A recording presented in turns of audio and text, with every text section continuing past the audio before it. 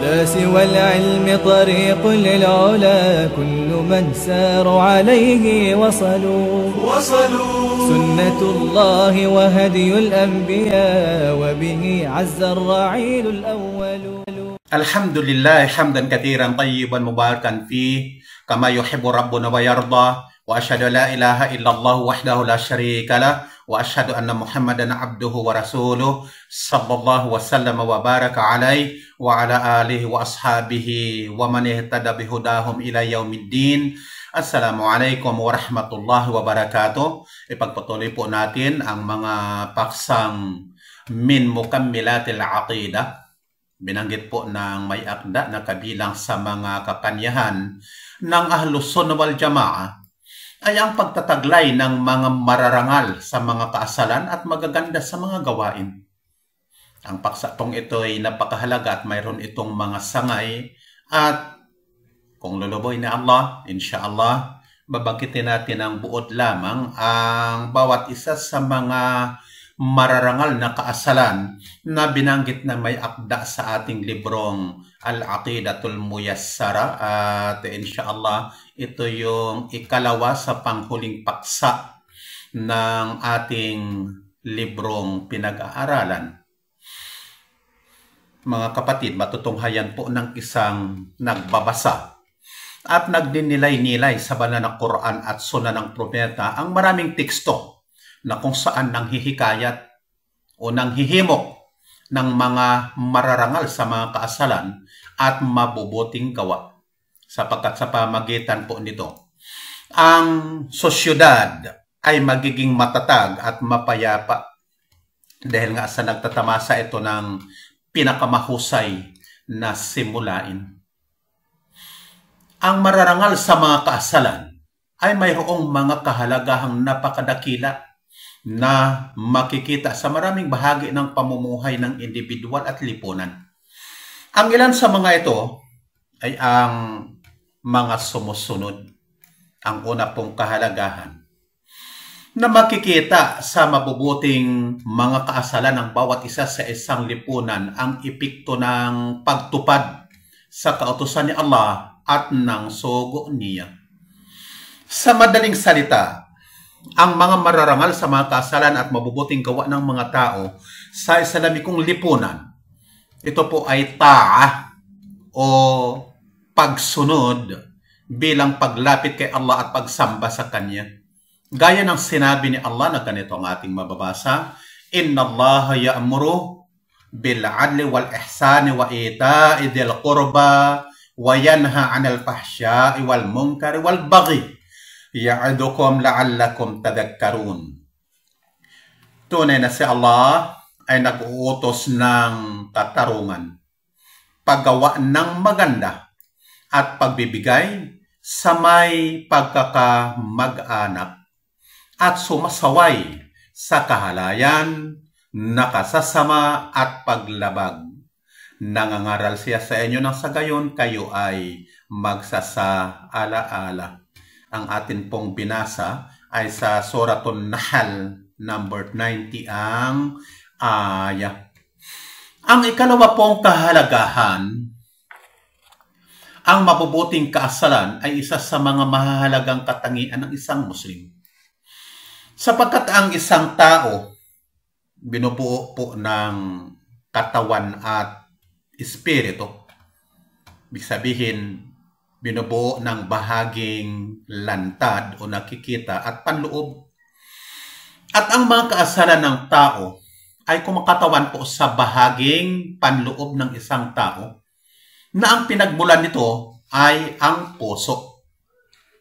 At ang bahaging panloob nito, ang pundasyon ng pagkatao ng isang Muslim.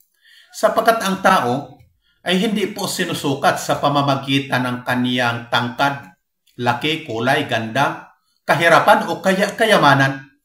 Bagkus ang tao po ay sinusukat sa pamamagitan ng mga kaasalan nito at mga gawa.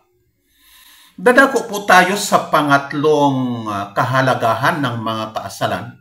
Ang ikatlong kahalagahan ng mga kaasalan ay ang matatag na kaugnayan sa pagitan ng mga kaasalan at relihiyon ng Islam. bilang aqida at sharia, paniniwala at batas. Sapagkat ang paniniwala po ng walang bungang kaasalan ay gaya ng isang puno na walang lilim o gaya sa bunga na walang lasa at amoy. At ang kaugnayan naman ng mga kaasalan sa batas, sapagkat kabilang po sa batas ay ang mga ibadat at mga muamalat. At ang mga ibadat nagbubunga po ng mga kaasalang mabubuti kung ito ay sinasagawa at pinananatili ng isang Muslim sa paraang lubusan. Sinabi po ni Allah na ganito ang ating mababasa, Inna salata tanha anil fahsya'i wal munkar. Tunay na ang pagdarasal ay sumasaway sa kahalayan at nakasasama. Al-Ankabut, number 45 ang talata. At ito ay nagtuturo sa atin na mayroong malaking kaugnayan sa pagitan ng mga ibadat at mga kaasalan. Ang ikaapat po na kahalagahan ng mga kaasalan. Ng mga kaasalang ito ay nakikita sa kaugalian ng individual at lipunan sa paraang positibo o kaya negatibo. Kung ang mga kaasalan ay mapubuti, makikita din ang epektong positibo nito sa kaugalian ng bawat individual at lipunan. Tungkol naman sa epekto nito sa kaugalian ng individual, kapag naitanim sa katauhan ng isang tao ang katangiang awa, katapatan, katarungan, pagkamakatotohanan, pagkamahiyain, kalinisang puri, pagkamatulungin, kadalisayan ng hangarin, pagpapakumbaba, at iba pang magagandang kaasalan at katangian. Ang mga kaasalang ito para sa individual ay ang pundasyon ng personal na tagumpay niya, kahusayan at pag-angat na kung saan ganito ang ating mababasa sa Quran, Qad aflaha man zakaha wa qad khaba man dassaha. Nagtagumpay nga ang sinumang naglinis nito, ibig sabihin naglinis ng kaniyang katauhan. At nabigo nga ang sinumang nagdumi nito. Ang ating binasa ay sa Surah Syams, number 9 at 10 ang bilang ng talata. Tungkol naman sa resulta nito sa kahalagahan sa buong lipunan. Ang mga kaasalan ang pundasyon sa pagtatatag ng mga sambayanan o sosyudad. Ito man ay lipunang Islamiko o hindi. Sapagkat ang sambayanang walang kasalan ay magiging sambayanang gaya sa isang bungang walang lasa, lipunang magulo at sira na puno ng mga suwail at mga masasamang loob. Sinabi ni Allah, wal 'asr innal insana lafi khusr illa alladhina amanu wa 'amilus salihat wa tawasaw bil haqq wa tawasaw bis sabr. Kung mapansin natin, ang binanggit dito na una sa mga taong hindi kabilang sa talunan ay ang katangiang sumampalataya. Pagkatapos ng sumampalataya, kanya itong isinasaaktwal sa pamamagitan ng mga mapubuting gawa. Pagkatapos nito, kanya itong ipinangangaral. Bawat sambayanan po, Islamiko man ito o hindi Islamikong sambayanan, ay nangangailangan ng pagtuturo, training, pagsasanay ng mga kaasalan. At alam natin na ang may malaking tungkulin sa pagtuturo at pagsasanay ng mga mamamayan sa isang lipunan. Siyempre, bawat bansa mayroong tinatawag na kagawaran ng edukasyon. Ito ang una at pinakamahalagang humuhubog sa mabubuting kaasalan ng bawat individual na miyembro ng isang sosyudad o bawat mamamayan, sapagkat ang mga kaasalan ang namamagitan sa mga ugnayan ng bawat isa sa lipunan, Musliman o hindi. Ang anumang lipunan na walang kaasalan, tiyak po ang kaguluhan, pagkakalaban-laban at pagkakabahabahagi, at ang kahantungan ay ang tuluyang pagbagsak. Ang Ikalima pong kahalagahan ng mga kaasalang pang-Islam ay sa larangan po ng da'wa at pangangaral, pag-aanyaya at pangangaral ng Islam sa mga tao. Napakaraming tao ang nahikayat sa Islam sa pamagitan po ng mabuting kaasalan ng mga Muslim.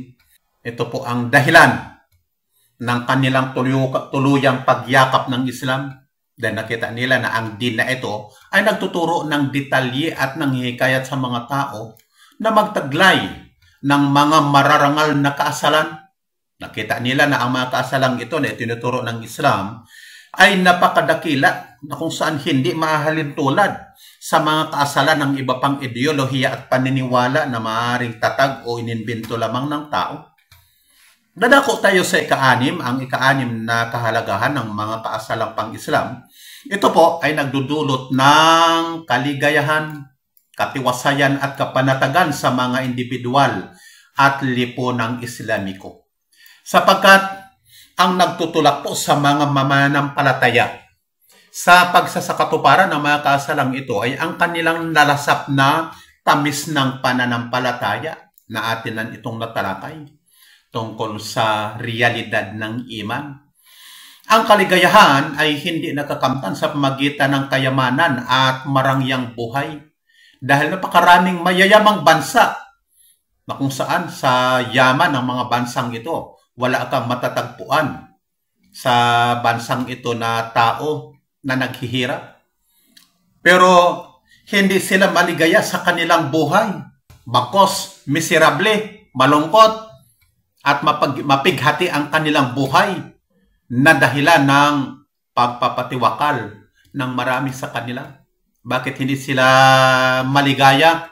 Sapagkat hindi nila nalasap ang tamis ng pananampalataya. Na ang tamis ng pananampalatayang ito yung nagtutulak sa tao para isakatuparan ang kanilang taglay na mga mabubuting mga kaasalan, mabubuting mga katangian, na kung saan binasa na natin minsan ang sinabi ni Ibrahim bin Adham, "Law ya'lamul muluku wa abna'ul muluki ma nahnu fihi minan na'im lajaladuna 'alayhi bisuyuf."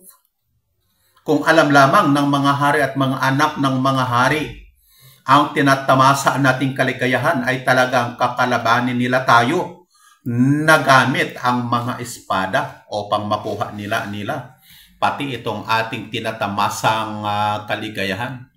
Subalit hindi nila alam na nabanggit ng may akda ang tungkol sa mga mararangal sa mga kaasalan at magagandang gawain.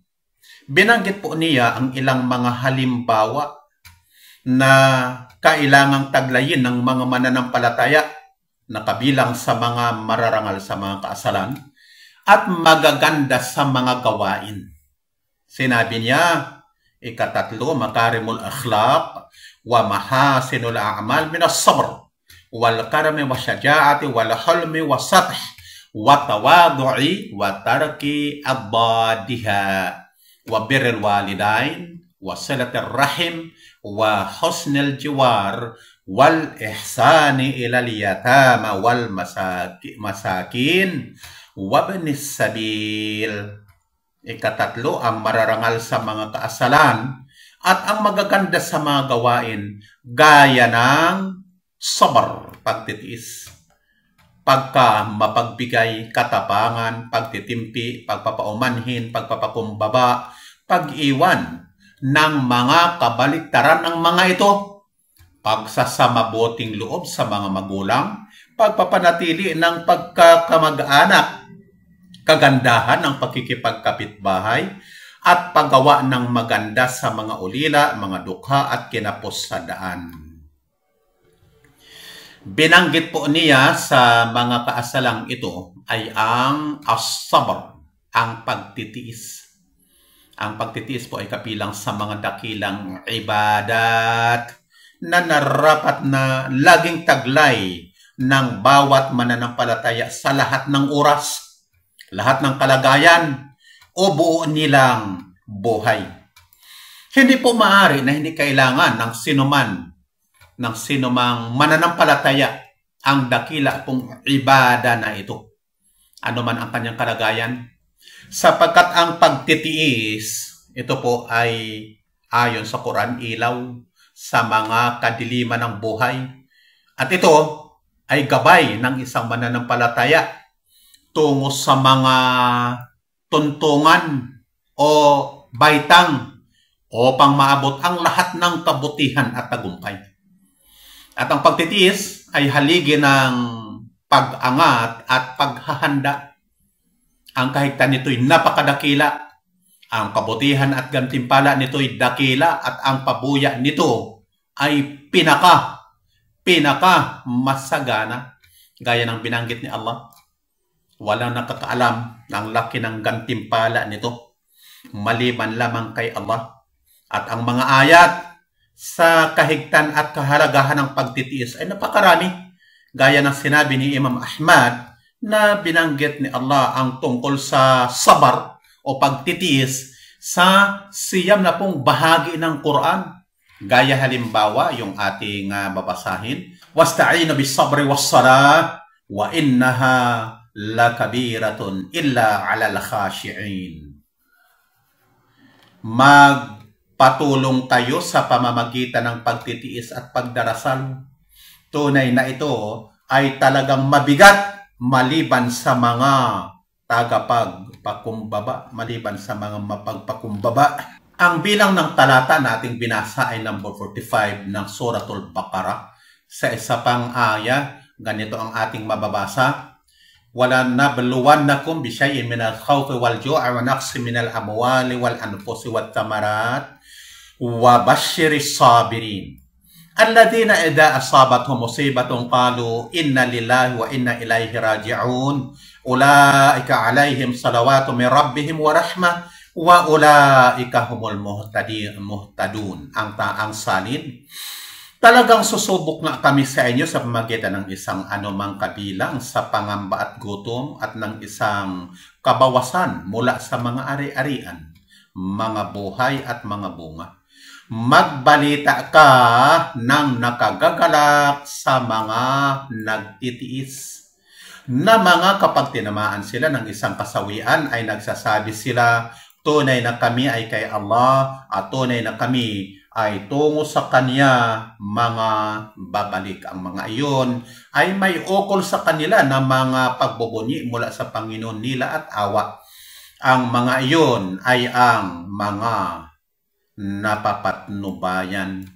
155 hanggang 157 ang aya na ating binasa ng Suratul Baqarah. Sa pang aya, mahasibtum an tadkhulul jannata walamma ya'lamillahu alladhina jahadu minkum wa ya'lamas sabirin.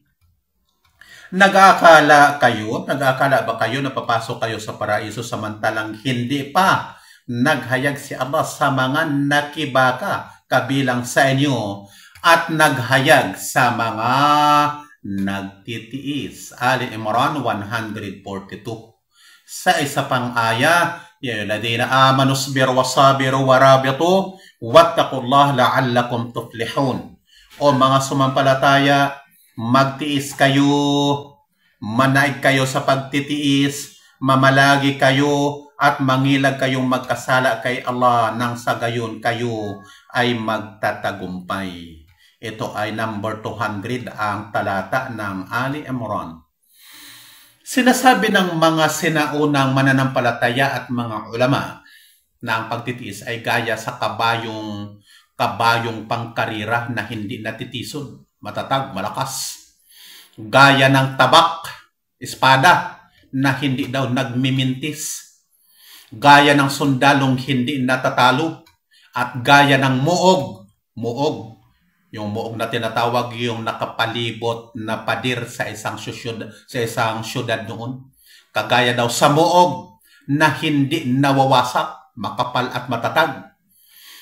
Kaya naman, ang pagtitiis ay isang kagamitang inihanda ng mga mananampalataya. Gaya ng sinabi ng propeta, sallallahu alaihi wasallam, sabi niya, as-salatu nurun, was-sadaqatu burhanun, Wasabro diyaon. Ang pagdarasal ay ilaw, ang kawanggawa ay patunay, at ang pagtitiis ay liwanag. Sinabi pa ng propeta, wa ma u'tiya ahadun ataan khairan wa awsa'a min as-sabr. Walang pinagkalooban na sinuman ng isang kaloob na mas mabuti at mas malawak kaysa sa pagtitiis. Dahil dito sinabi ni Umar bin Al-Khattab, sabi niya, "Afdalu 'aishin adraknahu bis-sabr." Ang pinakamainam na pamumuhay ay nakamtan namin sa pamamagitan ng pagtitiis. Sinabi naman ni Aisha radhiyallahu anha, "Law kana as-sabru min ar-rijal, lakana kariman." Kung ang pagtitiis ay kabilang lamang daw sa mga tao, tiyak na ang pagtitiis nito ay talagang mapagbigay. Sinabi naman ni Ali bin Abi Talib, sabi niya, "As-sabru madiyatun la takbu." Ang pagtitiis ay gaya sa sasakyang hayop na hindi natitisod. Ang pagtitiis ay gaya sa isang mahusay na kabayo na hindi natatapilok at hindi nagkakamali. Nadadalhin nito ang sakay sa layuning marating. Sinabi naman ni Abdullah bin Mas'ud, sabi niya, "Al-imanu nisfu sabrin wa nisfu syukur." Ang pananampalataya ay kalahati ng pagtitiis at kalahati ng pasasalamat. Ang salita nito ni Ibn Mas'ud radhiyallahu anhu, ito mismo din ang binanggit ng propeta sallallahu alaihi wasallam. Sabi niya na ang pamumuhay ng mga mananampalataya ay kahanga-hanga sapagkat ano man ang kanyang makamtan sa kanyang pamumuhay, kahirapan man siya ay nagtitiis, karangyaan man siya ay nagpapasalamat. At ang hadith na ito ay binanggit ng propeta sallallahu alaihi wasallam. Ito ay nakatala sa Al-Arba'in an-Nawawi. Ito po ay naglilinaw na ang diwa ng iman ay nakatuon po sa pagtitiis sa panahon ng pagsubok at pasasalamat naman sa panahon ng kaginhawaan, sapagkat ang mananampalataya ay makakaranas ng dalawang kalagayang ito na maaaring kaginhawaan na nararapat pasalamatan at pagsubok na nangangailangan ng pagtitiis. At sa pamagitan ng dalawang katangiang ito na pagtitiis at pasasalamat, nalulubos po ang pananampalataya. Ang dalawang ito na makakamtan ng tao, kahirapan man o karangyaan, siya ay maligaya sapagkat nasa kanya ang tunay na iman. Sapagkat alam ng isang mananampalataya na ang iba't ibang kalagayan ng pamumuhay sa mundong ito, kahirapan man ito o karangyaan. Kung baga sa pagkain, ito yung iba't ibang lasa lamang ng pagkain. Alam naman natin kung nag-iisang lasa lang ang lahat ng pagkain. Kunyari, lahat ng pagkain tamis. Sa palagay nyo, alam ninyo na yun ay matamis.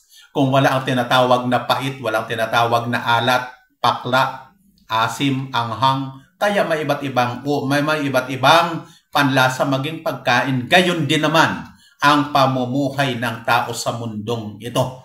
Pero ang mga nanampalataya lamang ang nakakaarok sa katotohanan ito. Kaya ang tunay na mananampalataya ay maligaya anuman ang kaniyang kalagayan. At pagkatapos nito, binanggit niya ang kaasalang pagkamapagbigay, ang pagkamapagbigay ay kabilang sa masaklaw at dakilang katangian na narapat taglay ng Muslim. Ganito ang ating mababasa sa sinabi ni Allah, "Matalul ladhina yunfiquna amwalahum fi sabilillahi kamathali habbatin ambatat sab'a sanabila fi kulli sumbulatin mi'atu habbah. Wallahu yudha'ifu liman yasha' wallahu wasi'un 'alim." Ang paghalin tulad sa mga gumugugol ng mga salapi nila sa landas ni Allah ay katulad ng isang butil na nagpatubo ng 7 puso o 7 uhay, na sa bawat uhay ay may 100 butil. Si Allah ay nagpapaibayo para sa sinumang niloob niya. Si Allah ay malawak, maalam. 261 ang bilang ng ayat ng Suratul Baqarah ang ating binasa. Mula naman sa ulat ni Ibn Mas'ud na ang propeta ay nagsabi, La hasada illa fitnain, rajulin atahu Allahu malan, pasallatahu ala halakatihi fil haqq, wa rajulin atahu Allahu al-hikmata, fahuwa yaqdi biha wa yu'allimuha. Walang pagkainggit maliban lamang sa dalawa. Isang tao na binigyan ni Allah ng yaman na niloob ni Allah na igugol niya ito sa mabuti. At isang tao na binigyan ni Allah ng karunungan na kanya itong isinasabuhay at itinuturo. Binanggit din ng may akda na kabilang po sa mararangal sa mga kaasalan ay ang katapangan. Ang katapangan ay kabilang din sa mga mahalagang katangian na narapataglay ng Muslim, na kung saan basahin natin ang aya na ito sa Suratul Anfal 15 hanggang 16. Ya alladhina amanu idza laqitumul ladina kafaru zahfan fala tuwalluhumul adbar wa may yuwallihim yawma idin duburahu illa mutaharrifan liqitalin aw mutahayyizan ila fi'atin faqad ba'a bighadabin min Allah wa ma'wahu jahannam wa bi'sal masir. O mga sumampalataya, kapag nakipagkita kayo sa mga tumangging sumampalataya sa isang pagsulong, ibig sabihin labanan, ay huwag kayong magbaling sa kanila ng mga likod. Ang sinumang magbaling sa kanila sa araw na iyon ng likod niya, ibig sabihin naging duwag, umatras, tumalikod, tumakas. Okay? Malibang gumigilid para sa pakikipaglaban, ibig sabihin sa estratehiya, o sumama sa isang hukbo, ibig sabihin mayroong hukbo na nangangailangan ng ayuda, ay babalik nga kalakip ng isang galit mula kay Allah. Dalawa lamang ang binanggit na dahilan dito ng pagtalikod. Una, bahagi ng estratehiya sa labanan. Ikalawa, sumama sa isang hukbo upang ayudahan. Kung wala ang mga dahilang ito, ay bumalik nga kalakip ng isang galit mula kay Allah. Ang kanlungan niya ay ang apoy kay saklap ng kahahantungan. Dahil nga sa ang mananampalataya, matindi ang pangamba sa galit ni Allah at pangamba sa kaparusahan. Kaya nikatiting, wala sa kanyang puso ang tinatawag na kaduwagan, kundi siya ay matapang. Gayon din naman, itinala po ni Imam Muslim sa kanyang sahih na mula sa ulat ni Abu Hurairah na nagsabi ang propeta sallallahu alaihi wasallam, sinabi ng propeta, al-mu'minul qawiyyu khairun wa ahabbu ila Allah minal mu'minid da'if wa fi kullin khair. Ang mananampalatayang malakas ay mas mainam at kaibig-ibig kay Allah kaysa sa mananampalatayang mahina at bawat isa ay may kabutihan. Sinabi naman po ni Imam Nawawi sa kaniyang pagpapaliwanag sa hadith na ito na ating binasa, sinabi niya, ganito ang ating mababasa, ang tinutukoy na lakas dito ayon sa hadith na ating binasa sa pagpapaliwanag ni Imam An-Nawawi, sabi niya, ang tinutukoy dito ay ang determinasyon ng sarili at matibay na paghahangad sa mga bagay ng kabilang buhay. Kaya naman, ang nagtataglay ng katangiang ito, ang pinakamalakas ang loob na susulong sa kalaban sa panahon ng jihad. Ang pinakamabilis na lumabas upang humayo sa jihad. Ang pinakamatindi ang determinasyon sa pag-uutos ng nakabubuti at pagsaway ng nakasasama at pagtitiis sa mga pamiminsala sa gawaing ito. Mapagtiis sa mga kahirapan alang-alang kay Allah. Ang pinakamalakas sa ang pagnanais sa pagdarasal, pag-aayuno, pagdedikir at lahat ng mga ibadat. Ang pinakaaktibo sa mga gawaing pagsamba, pananatili sa mga mabubuting gawa at iba pang gaya nito. Ang mga kakanyahang ito po ay pinagsasama ng katangiang katapangan. Kaya naman, kapag ang isang mananampalataya ay matapang, talagang nagkakasama sa kanya ang mga katangiang ito. Kabilang din sa mga mararangal sa mga kaasalang binanggit ng may akda ay ang pagtitimpi. Maraming mga ayat ang nagtuturo sa katangiang pagtitimpi at kahalagahan ng katangiang ito. Bagkus ay nilarawan ni Allah ang sarili niya ng pagtitimpi at tinawag niya ang sarili niya na Al-Halim o mapagtimpi. Maraming mga ayat ang nag-aanyaya sa mga Muslim na magtaglay ng marangal na katangiang ito.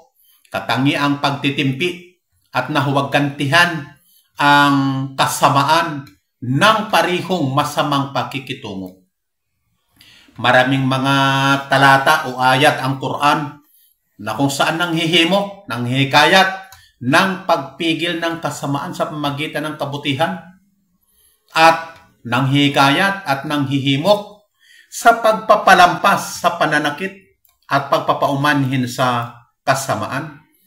Sinabi ni Allah, "Wasari'u ila maghfiratin min rabbikum wa jannatin 'arduha as-samawati wal ardu 'iddat lil muttaqin alladhina yunfiquna fis sarra'i wad dharra'i wal kadhibina al ghaidha wal 'afina 'anil nas wallahu yuhibbul muhsinin."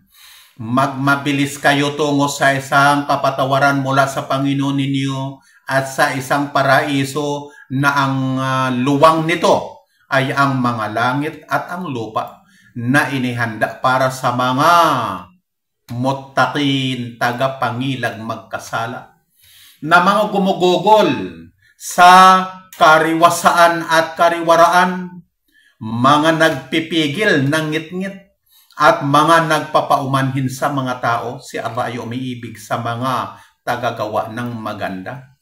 Ito yung katangian ng isang taong mapagtimpi, nagpipigil ng ngit-ngit, nagpapaumanhin sa mga tao, pinapalampas ang anumang mga kasamaang ginagawa sa kanila, nagpapatawad. Kaya ang dakila at marangal na kaasalan na dala ng Islam na ito ay tiniyak po ng propeta sa pamamagitan ng salita at gawa niya. Ito ay ang pagpapalampas sa pananakit, pagpapaumanhin sa kasamaan, at pagganti sa kasamaan ng kabutihan bilang pagsunod po sa paggagabay ng dakilang nag-iisang maalam na kung saan sinabi niya, "Wala tastawil hasanatu wala sayyi'ah, idfa' billati hiya ahsan, fa idha alladhi bainaka wa bainahu adawatun ka'annahu waliyyun hamim." Hindi nagkakapantay ang magandang gawa at ang masagwang gawa. Itulak mo, ibig sabihin, pigilan mo ang masagwa sa pamamagitan ng siyang higit na maganda. Saka biglang ang tao na sa pagitan mo at sa pagitan niya ay may pagkamuhi, may labanan, may ngit-ngit na namamagitan, suklam, awayan. Anong binanggit sa Quran? Ay magiging para bang siya ay isang katangkilik na matalik. Ang ating binasa ay Fussilat number 34. Nasasaad sa tafsir ng aya na ito na ating binasa na ang sinumang gumagawa ng kabutihan, sa isang gumawa sa kanya ng kasamaan, ang kabutihan ito ang dahilan upang siya ay mahalin ng taong nasusuklam sa kanya dati at gumagawa sa kanya ng kasamaan hanggang sa siya ay maging waliyun hamim, katangkilik na matalik. Ibig sabihin na maging kaibigang kakampi na matalik sa halip na dating kalaban. Gayon din naman sinabi ng propeta sallallahu alaihi wasallam kay Al-Ashad al-Asri, "Inna fika khaslatain yuhibbuhum Allahu al-hilma wal haya." Tunay na mayroon kang dalawang katangian na nagugustuhan ni Allah. Ang hilm, ang pagtitimpi, wal haya, hiya. Gayon din naman binanggit na may akda, ang pagpapaumanhin at pagpapakumbaba. Gaya ng sinabi ni Allah, wala ya'tali ulul fadli minkum wasa'ati ayyutu ulil qurba wal masakin wal muhajirin fi sabilillah wal ya'fu wal yasfahu ala tuhibbuna ay yaghfirallahu lakum wallahu ghafurur rahim. Suratul Nur number 22 ang ating binasa. Ganito ang ating mababasa sa salin. Huwag manumpa ang mga may kalamangan kabilang sa inyo at kaluwagan na hindi magbigay sa mga may pagkakamag-anak, mga dukha at mga tagalikas sa landas ni Allah. Magpaumanhin sila at magpalampas sila. Ito yung katangiang pagtitimpi. Hindi ba kayo umiibig na magpatawad si Allah sa inyo? Si Allah ay mapagpatawad, maawain. Kaya ang taong nagtataglay ng katangiang pagtitimpi, nagpapaumanhin sila at nagpapalampas sa kasamaang ginagawa sa kanila ng tao. Bagkos patuloy pa rin nilang gagawa ng kabutihan ang gumagawa na ito sa kanila ng kasamaan. Bakit? Kasi patanong ang sinabi ni Allah sa hulihan ng aya, ala tuhibbuna ayaghfirallahu lakum wallahu ghafurur rahim. Hindi ba kayo umiibig na magpatawad si Allah sa inyo? Si Allah ay mapagpatawad, maawain. Ito yung hangad ng isang tunay na mananampalataya na kung kaya nananatili sa kanya ang katangiang ito na dakila, pagtitimpi, upang makamtan ang kapatawaran ni Allah subhanahu wa ta'ala. At ikalawa, makamtan ang pagmamahal sa halip na pagkamuhi at suklam ng mga kalaban, at ang mga kalabang ito ay magiging kakampi at kaibigang matalik. Itinala din ni Imam Muslim na mula sa ulat ni Abu Hurairah na ang propeta ay nagsabi, sallallahu alaihi wasallam, sabi niya, manaqasat sadaqatun min mal wa ma zada Allahu 'abdan bi 'afwin illa 'izzan wa ma tawada'a ahadun lillahi illa rafa'ahu Allah. Hindi nababawasan ng kawanggawa ang yaman. Dahil dito, ang taong mapagtimpi, okay lang sa kanyang magbigay palagi ng kawanggawa sapagkat sumasampalataya siya sa hadith na ito ng propeta na hindi ito nakakabawas ang pagsasadaka. Dinadagdagan ni Allah ang isang alipin ng karangalan sa pamagitan ng pagpapaumanhin. Kung ikay kilala naman sa isang bayan o kaya sa isang barangay na mayroong kakayahan na labanan at tapatan ang kasamaang ginagawa ng isang tao kunyari, pero hindi mo ito ginagawa, bagkus ginagawan mo siya ng kabutihan sa halip na gantihan ng parihong kasamaan. Ano ang maging tingin sa iyo ng tao? Yun ay karagdagang karangalan, lalo kang hahangaan. Pero ikaw kunyari nagmamalaki, samantalang wala namang kakayanan, pagmamalaki at pagmamayabang lamang, pagtatapang-tapangan lamang, na alam ng mga tao na wala ka namang kakayanan na tugunan ng iyong pagmamayabang at katapangan. Ano ang maging tingin sa iyo ng tao? Kaya, ang pagmamalaki at pagmamayabang, yun din ang dahilan ng pagiging hamak ng tao. Unang-una sa mata mismo ng tao. Kasi ang tao, kahit hindi ka magmayabang, alam naman nila kung ano ang iyong kalagayan. Kahit magpakumbaba ka, alam naman ng tao ang iyong kakayanan. Kaya, sinabi dito ng propeta sallallahu alaihi wasallam, at habang nagpapakumbaba ang sinuman alang-alang kay Allah, ay iniaangat siya ni Allah sa mga antas. Wa matawada ahadun lillahi illa rafa'ahu Allah. Dinugtong ng may akda, sabi niya, pag-iiwan ng mga kabaliktaran ng mga ito, kabaliktaran ng mga katangiang nabanggit, pag-iiwan ng mga sumasalungat sa mga katangiang ito, halimbawa ang kasalungutan o kabaliktaran ng pagtitiis, kabaliktaran ng pagkamapagbigay, kabaliktaran ng katapangan. Alam na natin ang mga kabaliktaran ng mga katangiang ito, kabaliktaran ng pagtitimpi, kabaliktaran ng pagpapaumanhin at pagpapakumbaba. Kabilang po sa mga kaasalang hinihimok ng ating relihiyon na binanggit ng may akda ay ang pagsasamabuting loob sa mga magulang, birrul walidain. Ang pagsasamabuting loob sa mga magulang ay dakilang pagtalima at ibada, lalong-lalo na ang pagsasamabuting loob sa ina. Ito yung pinakadakilang pagtalima at ibada. Hinihimok ng Islam ang pagsasamabuting loob sa mga magulang at paggawa ng mabuti sa kanila. At ibinukod tangi ang kabutihan sa ina ng karagdagang pagsasamabuting loob dahil sa mga binata nilang kahirapan sa pagbubuntis, panganganak at pag-aaruga sa mga anak na kung saan sinabi ni Allah, wa qadara rabbuka alla ta'budu illa iyyah wa bil walidayni ihsana imma yablughanna 'indaka al-kibara ahaduhuma aw kilahuma fala taqul lahumu uffin wa la tanharhuma wa qul lahumu qawlan karima wakhfid lahumu janaha dhulli minar rahmah wa qur rabbirhamhuma kama rabbayani saghira. Ang salin, nagtadhana ang Panginoon mo na huwag kayong sumamba maliban sa Kanya at sa mga magulang ay mag-ukol ng paggawa ng maganda.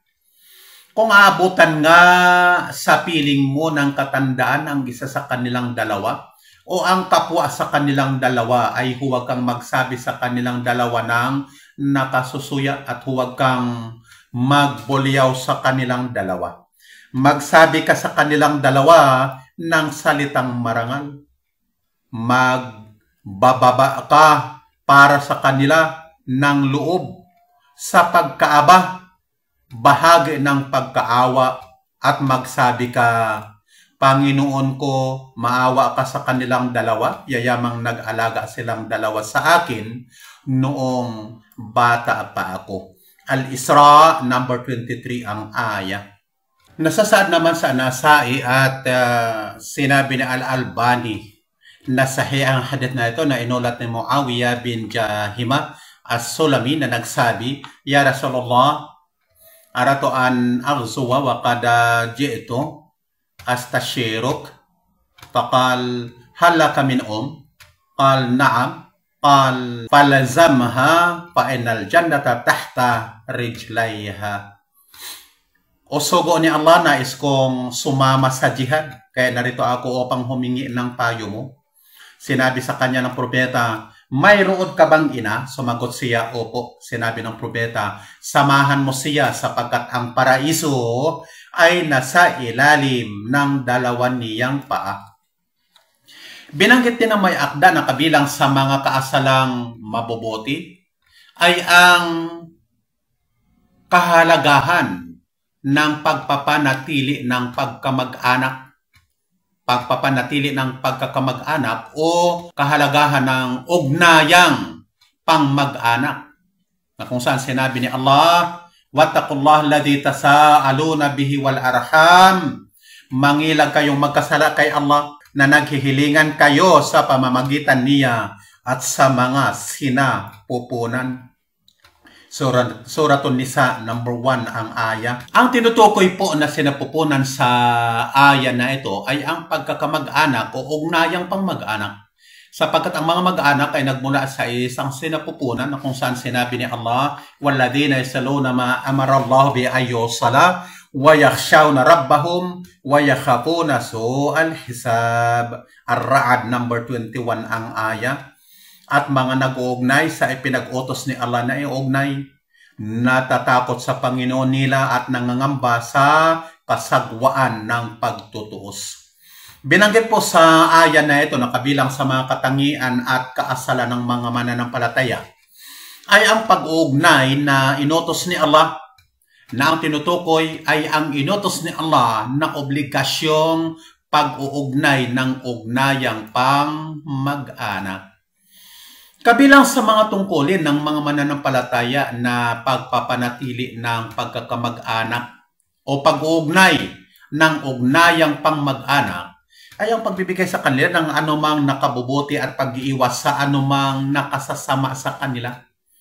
Ang pagdalaw at pag-aalaga sa may sakit sa kanila, pagdamay sa mahirap sa kanila, pagre-regalo naman halimbawa sa mga mayayaman sa kanila, patuloy na pagdadalaw sa kanila, pagpapadala ng sulat sa kanila, Alam natin sa ngayon, napakadali na lang ang pagpapadala ng sulat sa pamamagitan ng social media. Pagkikisaya sa kasayahan nila, pagbati sa kanilang kasayahan, pakikiramay sa kanilang kalungkutan, at dumapong sakuna sa kanila. Alamin at ating siyasatin ang kanilang kalagayan, pagalang sa mga matatanda sa kanila, awa sa mga bata sa kanila, pagtimpi sa kanilang pamiminsala, mabuting pakikisama sa kanila at pangangaral sa kanila. Ang kabaliktaran sa mga nabanggit natin na iniisa-isa ay ang pagputol naman ng ugnayang pang-mag-anak.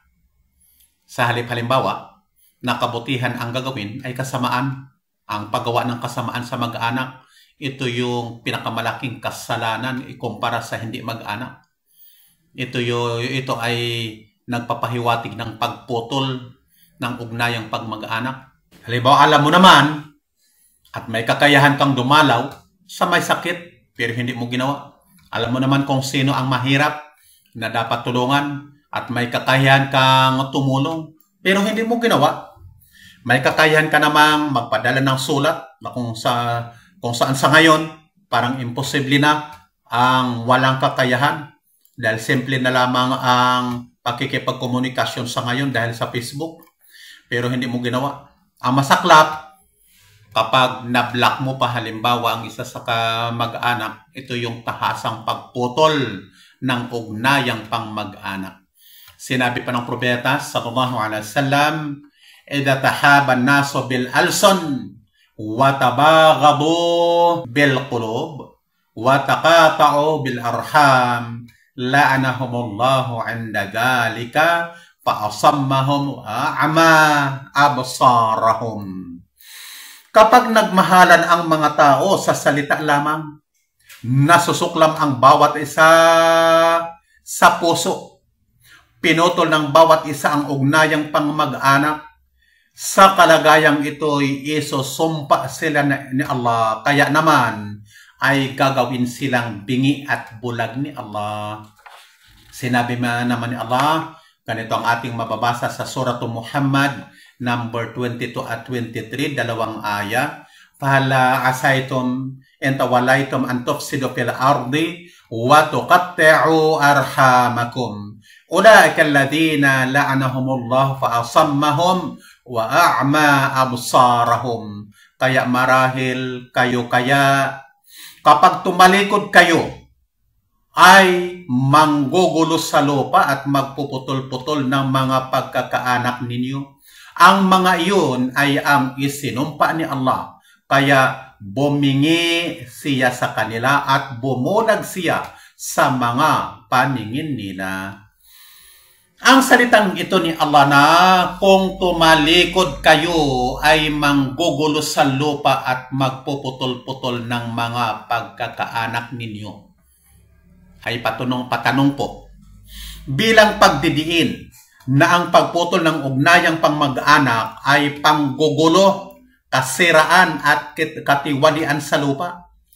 At ang sunod na aya ay matinding babala ni Allah na ang gumawa nito ay sinumpa ni Allah at ginawang bingi at bulag.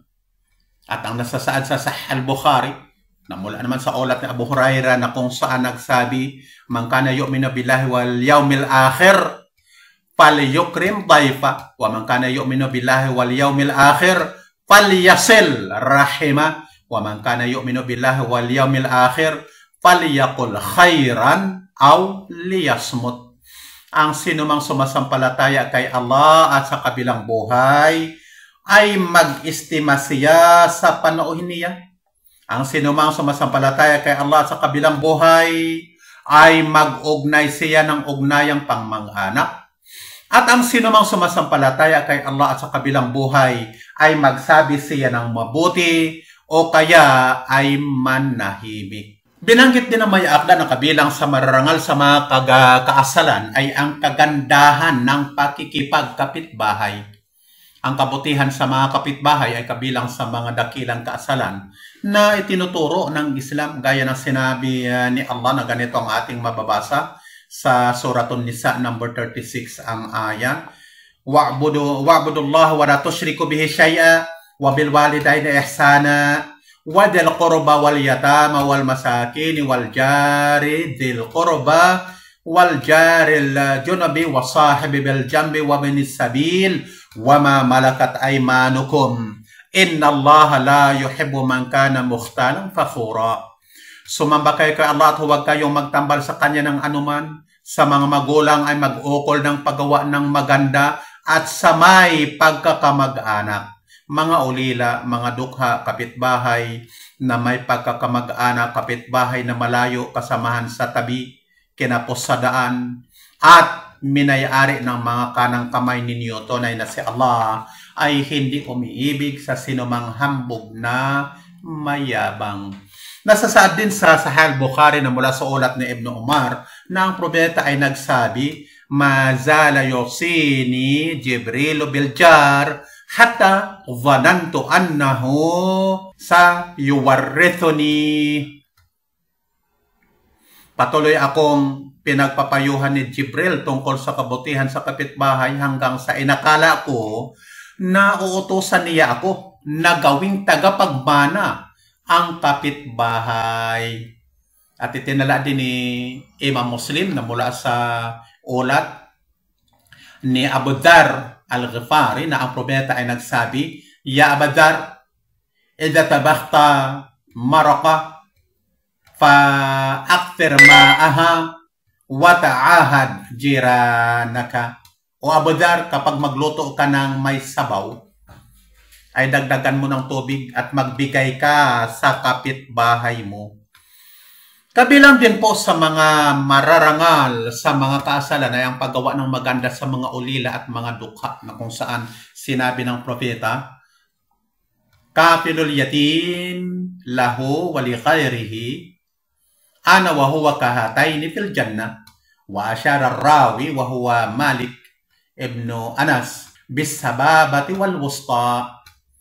Ang tumutustos sa ulila, sabi ng propeta, siya man ay kaanak o hindi, ako at siya ay gaya nito sa paraiso. At ipinakita ng rawi ng taga-ulat na si Malik bin Anas ang kaniyang hinlalato at hintuturo, na ibig sabihin sila ay magkasama ng gumugugol sa mga ulila.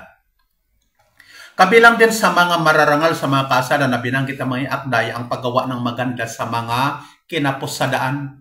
Ang tinutukoy dito ay ang mga manlalakbay na mula sa isang lungsod patungo sa iba pang lungsod o kaya sa isang lalawigan na kinapos sa panggastos sa paglalakbay.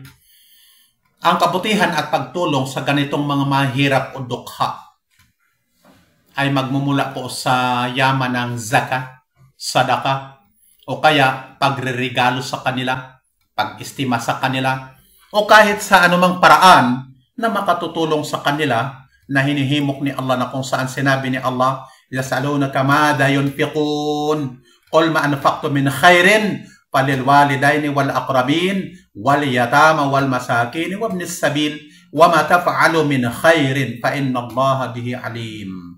Nagtatanong sila sa iyo kung ano ang gugugulin nila. Sabihin mo, ang anumang gugugulin ninyo sa kabutihan ay ukol sa mga magulang, mga kamag-anak, mga ulila, mga dukha at kinapos sa daan. Ang anumang ginagawa ninyo na kabutihan, tunay na si Allah dito ay maalam. Al-Baqarah 215. Sinabi pa ni Allah, وَآتَ ذَا الْقُرْبَ حَقَّهُ وَالْمِسْكِينَ وَابْنَ السَّبِيلِ وَلَا تُبَذِّرْ تَبْذِيرًا. Magbigay ka sa mga may pagkakamag-anak ng karapatan nito sa dukha at sa kinapusadaan. Huwag kang magwaldas ng isang pagwawaldas.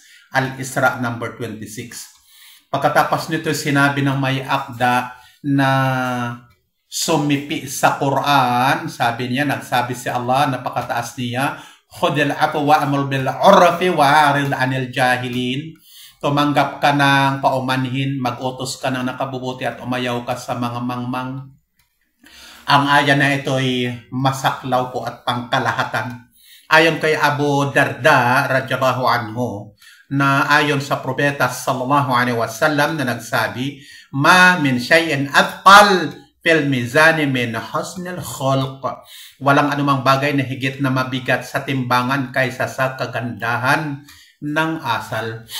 Ayon sa siping hadith na ito na ang kagandahang asal ay kabilang sa mga kabutihang nagpapabigat sa timbangan ng isang mananampalataya sa araw ng pagbangon o araw ng paghukom. Ayon kay Abu Hurairah radhiyallahu anhu na nagsabi ang propeta sallallahu alaihi wasallam, "Man nafasa an mu'minin qurbatan min qurabid dunya, nafasa Allahu anhu qurbatan min qurabi yaumil qiyamah." وَمَنْ يَسَرَ عَلَى مُعَسِرٍ يَسَرَ اللَّهُ عَلَيْهِ فِي الدُّنْيَا وَالْآخِرَةِ وَمَنْ سَتَرَ مُسْلِمًا سَتَرَهُ اللَّهُ فِي الدُّنْيا وَالْآخِرَةِ وَاللَّهُ فِي عَوْنِ الْعَبْدِ مَا كَانَ الْعَبْدُ فِي عَوْنِ أَخِيهِ وَمَنْ سَلَكَ طَرِيقًا يَلْتَمِسُ بِهِ عِلْمًا سَهَلَ اللَّهُ لَهُ طَرِيقًا إِلَى الْجَنَّةِ وَمَا اجْتَمَعَ قَوْمٌ فِي بَيْتٍ مِنْ بيوت الله تعالى يتلون كتاب الله ويتدارسونه بينهم إلا نزلت عليهم السكينة وغشيتهم الرحمة وحفتهم الملائكة وذكرهم الله في من عنده ومن بطأ به عمله لم يسرع به نسبه. Ang salin, ang sinumang pumawi buhat sa isang mananampalataya ng isang dalamhati mula sa mga dalamhati ng mundo, papawa si Allah buhat sa kanya ng isang dalamhati mula sa mga dalamhati ng araw ng pagbangon.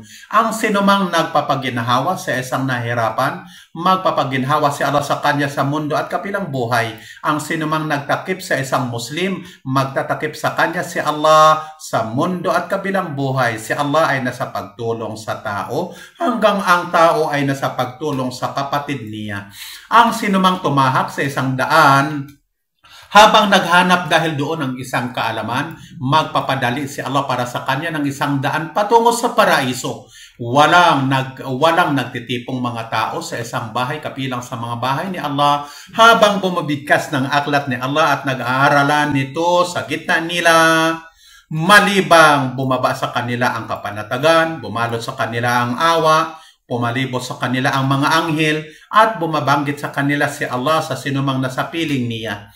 Ang sinumang nagpabagal sa kanya ang gawain niya, hindi magpapabilis sa kanya ang kaangkanan niya. Ang hadith po na ito nating binasa na mahaba ay kabilang po sa mga hadith na masaklaw na kung saan ay nakakasaklaw sa maraming mga katangian at mararangal sa mga kaasalan. Hanggang dito muna tayo, pansamantalang titigil mga kapatid sa aralin ngayon. At kung loloobin ni Allah, insyaAllah, ay pagpatuloy natin sa sunod na pagkakataon ang panghuling aralin ng ating aklat na Al-Aqidatul Muyassara. Nas'alullah subhanahu wa ta'ala ay yaj'alana wa iyyakum minal ladhina yastami'una al-qawla wa yattabi'una ahsana. Innahu waliyyu dhalika wal qadiru alayhi. Wassallallahu wasallama ala abdihi wa nabiyhi Muhammadin wa ala alihi wa sahbihi ajma'in. Assalamu alaikum warahmatullahi wabarakatuh. لا سوى العلم طريق للعلا كل من سار عليه وصلوا سنة الله وهدي الأنبياء وبه عز الرعيل الأول.